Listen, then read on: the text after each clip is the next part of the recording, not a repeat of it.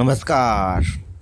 क़यामत से क़यामत तक सिर्फ एक प्रेम कहानी नहीं बल्कि दो परिवारों की पीढ़ियों पुरानी दुश्मनी की दर्दनाक दास्तां है। कहानी शुरू होती है दो वैसे परिवारों से जिनके बीच वर्षों से खून का रिश्ता नहीं बल्कि खून की दुश्मनी चली आ रही थी। एक पुराना विवाद के कारण दोनों घरों में इस कदर अलग कर दिया गया कि उनके बीच नफरत की सबसे बड़ी पहचान बन गई। इसी माहौल में राज और रसीम की मुलाकात होती है। दोनों एक दूसरे से बिल्कुल अनजान होते हैं कि वे जिन परिवारों से आते हैं वे एक दूसरे के सबसे बड़े दुश्मन हैं।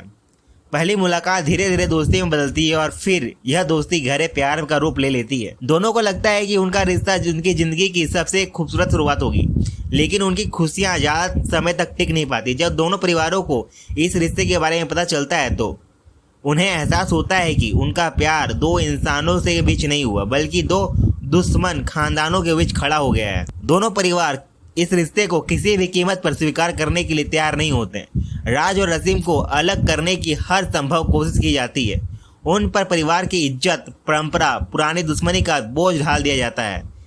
जब हर रास्ता बंद हो जाता है तब राज और रसीम अपने प्यार को बचाने के लिए घर छोड़ने का फैसला कर लेते हैं। वे दूर एक पुराने किले में जाकर नई जिंदगी शुरू करने का सपना देखने लगते हैं। वहाँ ना कोई परिवार होता है, ना समाज का दबाव और ना ही पुरानी दुश्मनी की दीवारें।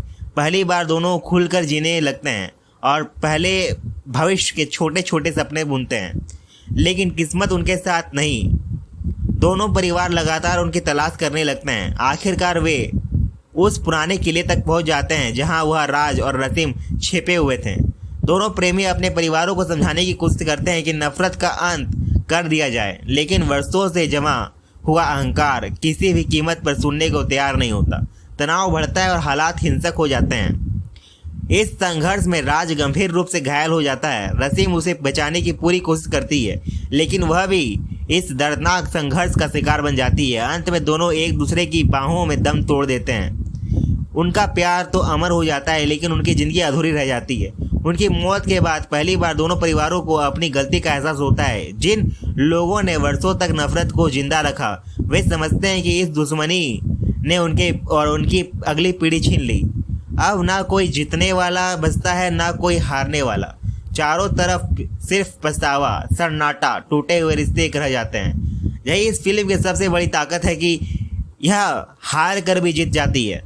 यह सिर्फ दो प्रेमियों की दुखद कहानी नहीं सुनाती, बल्कि यह दिखाती है कि जब पुरानी दुश्मनी और झूठी शान, आन, मान, ठान इंसानियत से बड़ी हो जाती है तब सबसे बड़ी कीमत हमेशा मासूम लोग चुकाते हैं। इसी संदेश ने क़यामत से क़यामत तक को भारतीय सिनेमा के सबसे यादगार और भावनात्मक प्रेम कहानियों में हमेशा के लिए अमर बना दिया। दोस्तों, वीडियो पसंद आया तो वीडियो को लाइक करें, चैनल को सब्सक्राइब करें। मिलते हैं अगले वीडियो में, तब तक के लिए जय हिंद।